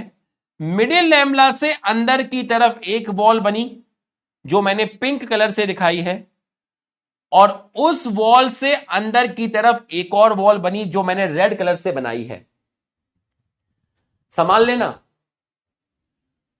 मुझे बताओ कि एक वॉल पिंक कलर से दिखाई है, इतने पोर्शन को देखना, सिर्फ इतने पोर्शन को देखना, ये मत देखना। मिडिल लैमेला से अंदर की तरफ एक वॉल बनी पिंक कलर से, उस वॉल से अंदर की तरफ एक और वॉल बनी रेड कलर से। बताओ इसमें कौन से कलर वाली प्राइमरी वॉल है, बताओ बताओ बताओ, इनमें कौन सी प्राइमरी वॉल है जो पहले बनी होगी वही प्राइमरी वॉल होगी, जो बाहर की तरफ होगी वही प्राइमरी वॉल होगी, जो अंदर की तरफ होगी वो सेकेंडरी वॉल होगी। आया ना घूसबम, आया ना घूसबम। पहले मैं देना नहीं चाहता था, पहले मैं डायरेक्टली बताना चाहता था मिडिल लैमेला बना, 2 सेल्स बन गई। फिर मैंने सोचा यार दे देते हैं, एक बार फील कराई देते हैं। ठीक है, बिल्कुल सही। तो बच्चों ये पिंक वाली क्या है, पिंक वाली पिंकी नहीं है, पिंक वाली है प्राइमरी वॉल, पिंक वाली है प्राइमरी वॉल, और रेड वाली है सेकेंडरी वॉल। तो एक खतरनाक क्वेश्चन, सबसे पहले कौन सी लेयर बनती है, मिडिल लैमेला, प्राइमरी वॉल या सेकेंडरी वॉल? लिख के बताओ, सबसे पहले कौन सी लेयर बनती है, मिडिल लैमेला, प्राइमरी वॉल या सेकेंडरी वॉल? लिख के बताइए, लिख के बताइए। मिडिल लैमेला से अंदर की तरफ प्राइमरी वॉल बनी और बाद में प्राइमरी वॉल से अंदर की तरफ सेकेंडरी वॉल बनी। तो बताइए कौन सी लेयर सबसे पहले बनी? Middle lamella. सही है, सही है बिडू, सही है। आया ना मजा? अरे इसको काय को छोड़ दिया, इसको भी देखो। मिडिल लैमेला से अंदर की तरफ, मिडिल लैमेला से अंदर की तरफ, मिडिल लैमेला से अंदर की तरफ। अब इसके रेस्पेक्ट में बताना, इसके रेस्पेक्ट में बताना। मिडिल लैमेला से अंदर की तरफ प्राइमरी वॉल बनी, अंदर की तरफ प्राइमरी वॉल बनी, और फिर आपकी बनी सेकेंडरी वॉल। तो अब आप देख सकते हैं, आराम से देख सकते हैं, ये क्या है, प्राइमरी वॉल है, और ये क्या है, सेकेंडरी वॉल है। इस सेल के रेस्पेक्ट में मिडिल लैमेला, मिडिल लैमेला से अंदर प्राइमरी वॉल, प्राइमरी वॉल से अंदर सेकेंडरी वॉल। इसके रेस्पेक्ट में मिडिल लैमेला से ये आउटर में प्राइमरी वॉल और अंदर में सेकेंडरी वॉल, और आखिरी में क्या होगा, अब आप डायरेक्ट लिख दीजिए, आखिरी में अब दो सेल फॉर्म्ड हो जाएंगी। ये आपकी दो सेल फॉर्म्ड हो गई है, ये आपका न्यूक्लियस, ये आपका न्यूक्लियस, दो सेल आपकी फॉर्म्ड हो गई। बच्चों फील हुआ तो यस लिखिए। तो प्लांट की साइटोकाइनेसिस में माइक्रोट्यूब्यूल का रोल होता है। प्लांट की साइटोकाइनेसिस में माइक्रोट्यूब्यूल का रोल होता है। एनिमल की साइटोकाइनेसिस में माइक्रोफिलामेंट का रोल होता है। वहां पर चीजें पेरिफेरी टू सेंटर थी, यहां पर चीजें सेंटर टू पेरिफेरी है। यहां पर जो मूवमेंट है वो सेंटर टू पेरिफेरी है, सेंटर टू पेरिफेरी है। यहां पर जो प्लांट साइटोकाइनेसिस होता है वो सेल प्लेट मेथड से होता है, वो आपका होता है cell plate method. Cell plate method, आओ जरा फिर से समझो। एक सेल थी जिसकी बाहर थी सेल वॉल जो कि इनएक्सटेंसिबल है, मतलब ये स्ट्रेच नहीं कर सकती। इसके अंदर दो न्यूक्लियस दिखाए गए हैं, मतलब सेल टीलोफेज स्टेज में है। टीलोफेज स्टेज में स्पिंडल फाइबर नहीं होता, स्पिंडल फाइबर डिसअपियर हो जाता है, माइक्रोट्यूब्यूल डिसअपियर हो जाता है, और डिसअपियर हो भी गया था, बट कुछ माइक्रोट्यूब्यूल रह गए। कहां रह गए? सेल के सेंटर में रह गए। तो सेल के सेंटर में जो माइक्रोट्यूब्यूल रह गए उनको बोलते हैं फ्रेगमोप्लास्ट। इनके साथ गोल्गी बॉडी मिक्स हो गया, गोल्गी बॉडी के वेसिकल मिक्स हो गए, तो स्ट्रक्चर को बोला सेल प्लेट। ये सेल प्लेट ग्रो किया, सेंटर से पेरिफेरी की तरफ ग्रो किया, तो आपका बन गया मिडिल लैमेला। अब इस मिडिल लैमेला से अंदर की तरफ पिंक कलर की बनी प्राइमरी वॉल, उस प्राइमरी वॉल से अंदर की तरफ थिक बनी सेकेंडरी वॉल। ठीक यहां पर देखिए, इस मिडिल लैमेला से यहां पर अंदर की तरफ बनी प्राइमरी वॉल, और प्राइमरी वॉल से अंदर की तरफ बनी सेकेंडरी वॉल, और बाद में आपकी दो सेल्स फॉर्म्ड हो गई। यहां चीजें सेंटर टू पेरिफेरी रही। तो यहां जो साइटोकाइनेसिस होता है वो सेंट्रीफ्यूगल होता है। एनिमल के अंदर सेंट्रीपिटल होता है, यहां सेंट्रीफ्यूगल होता है। एकदम फील हो गया तो रफ्तार में सबका यस आना चाहिए। अगर एकदम फील हुआ तो रफ्तार में सबका यस्सर आना चाहिए, सबका यस्सर आना चाहिए। अब हम एनसीईआरटी रीड करते हैं। देखिएगा कितनी खतरनाक लाइन लिखी है एनसीईआरटी में साइटोकाइनेसिस की। देखिएगा कितनी खतरनाक लाइन लिखी है। इस चैप्टर के बाद सारे चैप्टर बहुत बहुत बहुत इजी हैं। ये भी इजी है, डिफिकल्ट तो मैं तुम्हें कुछ भी नहीं लगने दूंगा। डिफिकल्ट तो अपनी डिक्शनरी में बाबा कुछ भी नहीं है। ठीक है, जब तुम इतना खतरनाक एक्सप्लेनेशन ये समझ सकते हो तो आगे के सब चैप्टर फर्जी हैं, बहुत आसान है, कहीं कुछ नहीं है। इसके बाद अपन पूरे साल मजे मारने वाले हैं। मजे मारने वाला मतलब बहुत रिलैक्स वे में पढ़ेंगे। शाबाश, बहुत बढ़िया, बहुत बढ़िया, बहुत बढ़िया। देयरफॉर इसकी जो सेल वॉल है इनएक्सटेंसिबल है। इनएक्सटेंसिबल का मतलब होता है रिजिड, मतलब नॉट एबल टू स्ट्रेच, बहुत हार्ड है, रिजिड है। तो इसका मतलब they undergo cytokinesis by different mechanism, मतलब प्लांट में साइटोकाइनेसिस फरो फॉर्मेशन से नहीं हो सकता।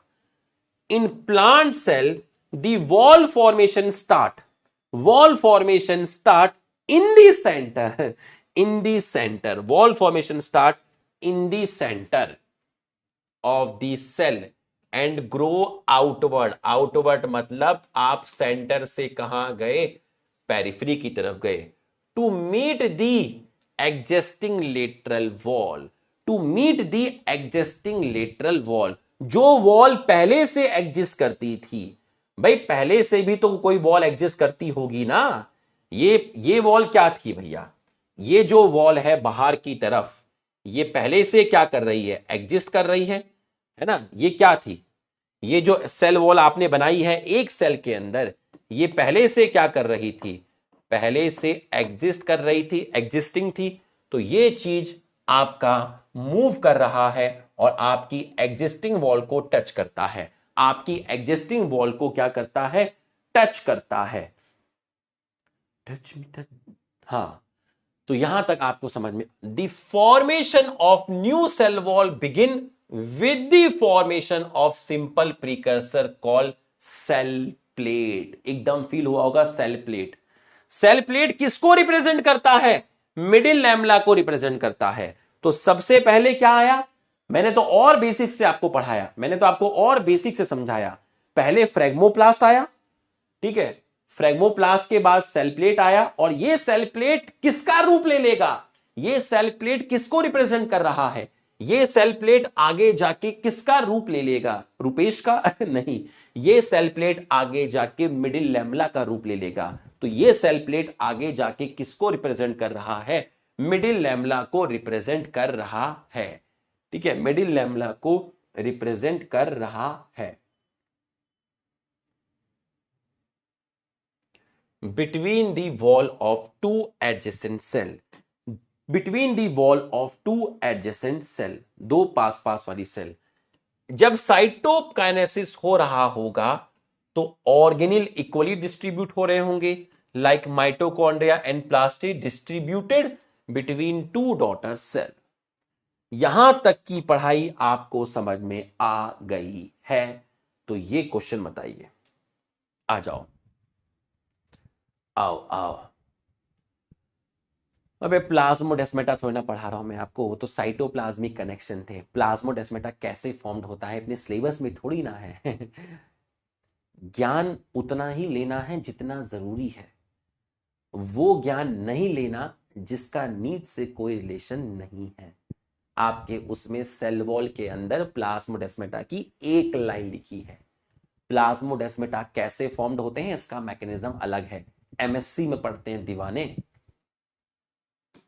Mitosis cause segregation of duplicated chromosome into daughter nucleus. Karyokinesis सही है। डुप्लीकेटेड क्रोमोसोम का मतलब डीएनए से है। Cell is not divided into two daughter cell by separation of cytoplasm, by separation of cytoplasm. ठीक है, सेल इज डिवाइडेड गलत हो गया। ठीक है, क्या लिख रहे हैं आंसर देखूं जरा, सी लिख रहे हैं, मतलब तीन स्टेटमेंट सही है। Cytokinesis occur at the end of cell division and occur in telophase. In animal cell cytokinesis occur by cell plate method. Animal cell में सेल प्लेट नहीं है, एनिमल सेल के अंदर है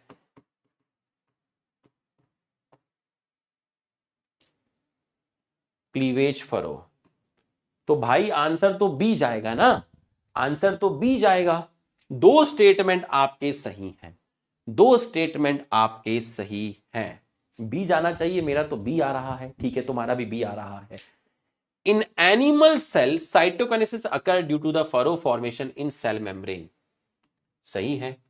furrow move centre to periphery, ना ना ना ना, furrow move periphery to centre, गलत हो गया। Furrow gradually deepen and join the centre, ये सही है। Plant cell wall is extensible, extensible नहीं, इनएक्सटेंसिबल, गलत हो गया। In plant cell wall formation start in centre and gradually periphery और outward to meet existing lateral wall, सही है। Formation of new cell wall begin with simple precursor called middle lamella, middle lamella नहीं, cell plate, गलत हो गया। क्या लिख रहे हैं, बी लिख रहे हैं, B. At the end of cytokinesis organelle mitochondria plastid distribute between two daughter cell, सही है। 1 2 3 4, 1 2 3 4, 1 2 3 4, तो भाई चार चार चार स्टेटमेंट करेक्ट है। एनिमल सेल वाला सही है। Furrow gradually depend and join the centre, सही है। Wall formation start in centre and gradually periphery और आउटवर्ड टू मीट, ये भी सही है। At the end of cytokinesis organelle like mitochondria plastid distributed, सही है। तो भैया आंसर जाएगा आपका या तो ए बोल दो या सी बोल दो, दोनों में 4 है, बोनस मिलेगा। मजदूर यूनियन जिंदाबाद, हमारी मांगे पूरी करो।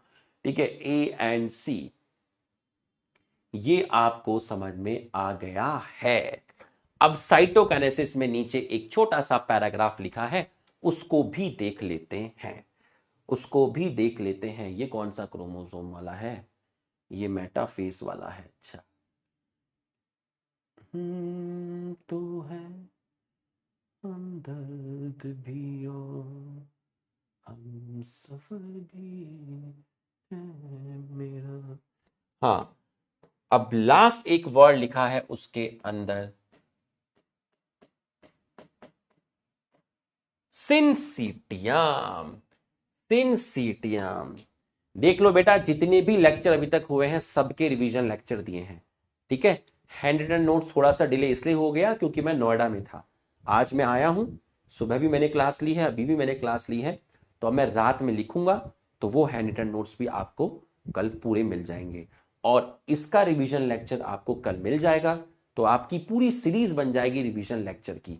कभी भी पढ़ना होगा तो आपको ये रिवीजन लेक्चर बहुत हेल्प करने वाले हैं, बहुत ज्यादा हेल्प करने वाले हैं, ठीक है। आओ, सिंसीटियम बच्चों एक सेल है, ये रही एक सेल, इसके अंदर आपका एक न्यूक्लियस है।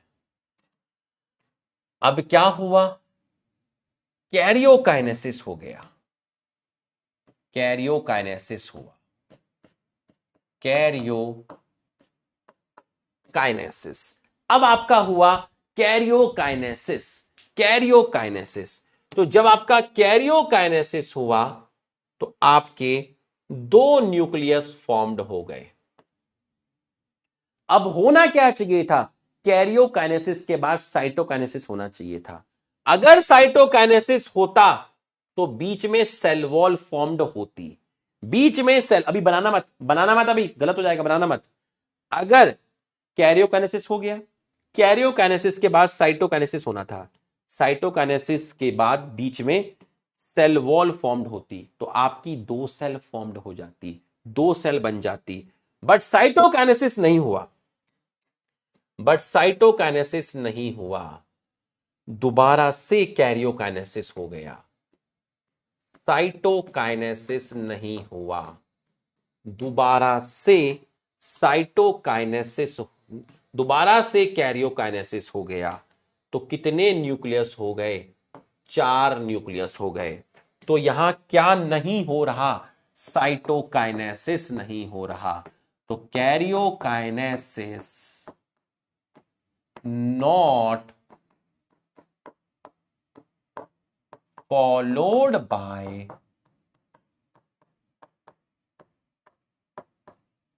साइटोकाइनेसिस, जिसकी वजह से सेल कैसी हो गई? यूनी न्यूक्लिएट हो गई या मल्टी न्यूक्लिएट हो गई? बताइए कैसी हो गई? आपकी सेल कैसी हो गई? दो न्यूक्लियस हो गए, फिर 4 हो गए, तो आपकी सेल हो गई है बिकम मल्टी न्यूक्लिएटेड। आपकी जो सेल हो गई है वो मल्टी न्यूक्लिएटेड हो गई है और इस कंडीशन को बोलते हैं सिंसीटियम। तो आप जो नारियल पानी पीते हो, लिक्विड एंडोस्पर्म, जो आप नारियल पानी पीते हो उसको एंडोस्पर्म बोलते हैं। मॉर्फोलॉजी में समझाया जाए, नहीं मॉर्फोलॉजी नहीं, क्लास 12th में समझाई जाएगी। जो आप नारियल पानी पीते हो, नारियल पानी वो लिक्विड है और नारियल का जो पानी है उसको एंडोस्पर्म बोलते हैं। लिक्विड एंडोस्पर्म, नारियल का जो पानी है, नारियल का जो आप पानी पीते हो उस पानी को एंडोस्पर्म बोलते हैं और वो पानी लिक्विड है, उसमें बहुत सारे न्यूक्लियस प्रेजेंट होते हैं, उसमें थाउजेंड्स तक न्यूक्लियस प्रेजेंट होते हैं। तो वो किसका एग्जाम्पल हुआ? वो सिंसीटियम का एग्जाम्पल हुआ, वो सिंसीटियम का एग्जाम्पल हुआ। तो बच्चों ये आपको समझ में आ गया होगा, इजी है, कोई खतरनाक लाइन नहीं थी। अब आओ जरा साइटोकाइनेसिस में देखते हैं, पहले इसको लिख लीजिए, है ना। अब मैं इसको एनसीईआरटी से दिखाता हूं, फिर 2-3 क्वेश्चन आपको कराऊंगा, ठीक है। 2-3 क्वेश्चन मैं आपको कराऊंगा जो आपको पता होने चाहिए। तेरी गलियां, हाँ देखिएगा, ये देखिए, in some organism karyokinesis is not followed by cytokinesis, as a result of which multinucleate condition arise, leading to the formation of syncytium. Example, liquid endosperm in coconut. बच्चों, एनसीईआरटी में ये डायग्राम क्यों बनाया है? क्योंकि टीलोफेज के बाद जो दो सेल बनी है वो वापस कहां जाएंगी? टीलोफेज के बाद जो दो सेल बनी है वो वापस से इंटरफेस में जाएंगी। याद करो, मैंने आपको बताया था दूसरे लेक्चर में कि एम फेज के बाद जो दो सेल बनेगी वो वापस से इंटरफेस में जाएंगी, वापस से इंटरफेस में जाएंगी। चलो इसका जवाब दो। Karyokinesis is not followed by सही है, मल्टी न्यूक्लियर कंडीशन अराइज सही है, लिक्विड एंडोस्पर्म इन कोकोनट सही है। तो ये है आपका ऑल ऑफ दीज। तो अब ऑप्शन चेंज करके कैसा भी क्वेश्चन बना दे, ये क्वेश्चन अगर आपने सॉल्व कर लिया तो आप इसके ऊपर कोई भी क्वेश्चन सॉल्व कर लेंगे, कर लेंगे। ठीक, अब मैं आपको 2-3 खुद से कराऊंगा क्वेश्चन, ध्यान से देखिएगा।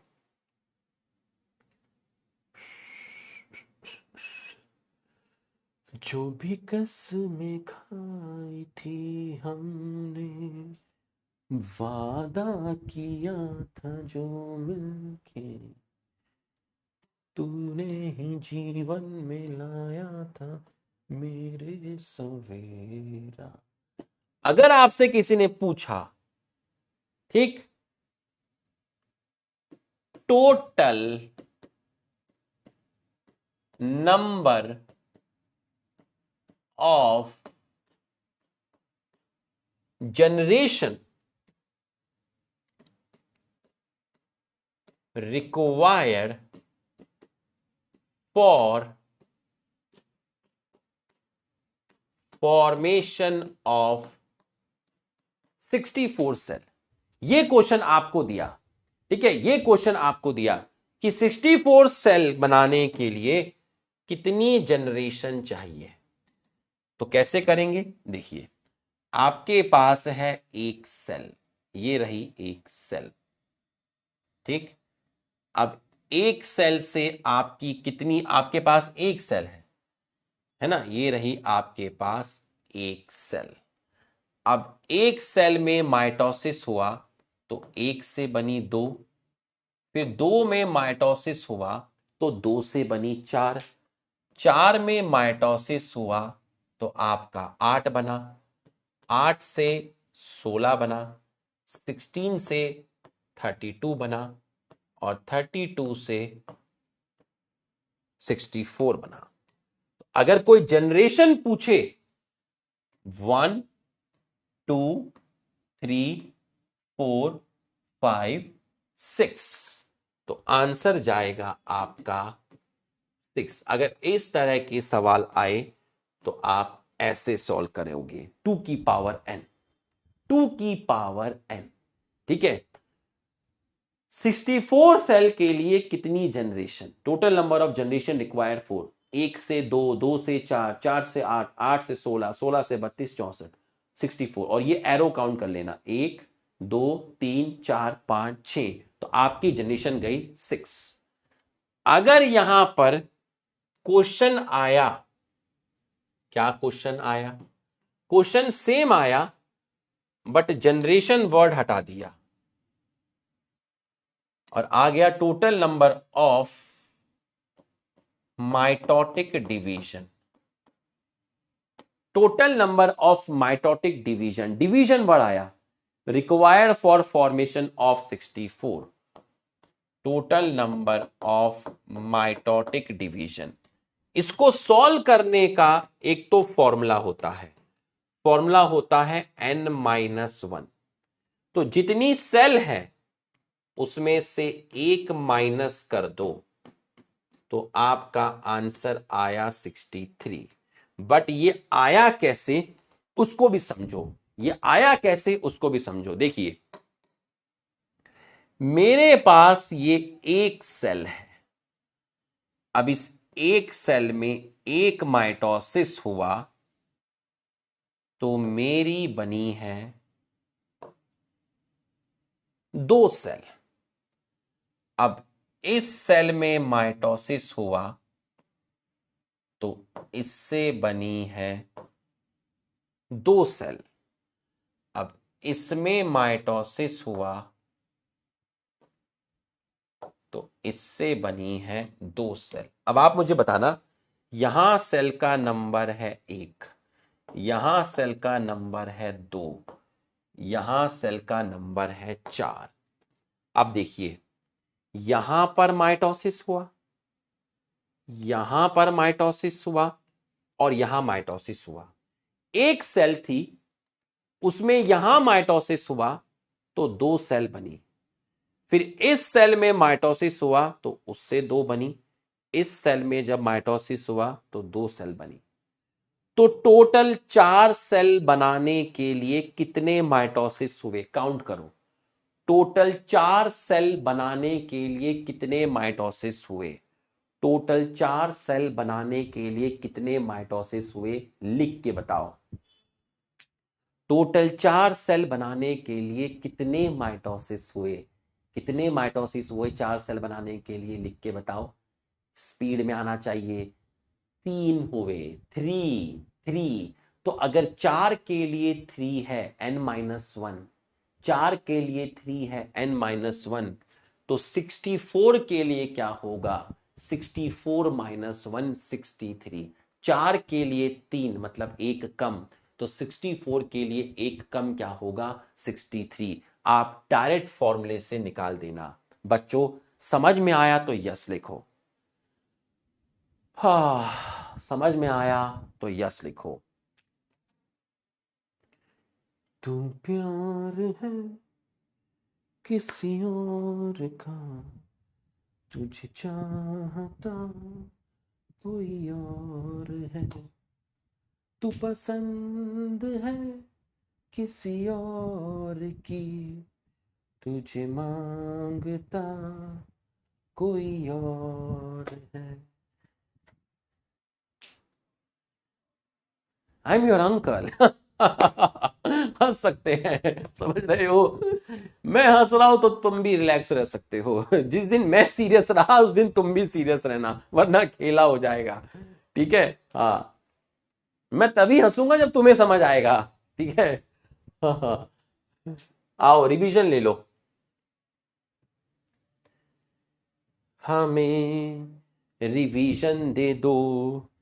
तो प्रोफेस लॉन्गेस्ट फेस होता है, एनाफेस शॉर्टेस्ट होता है।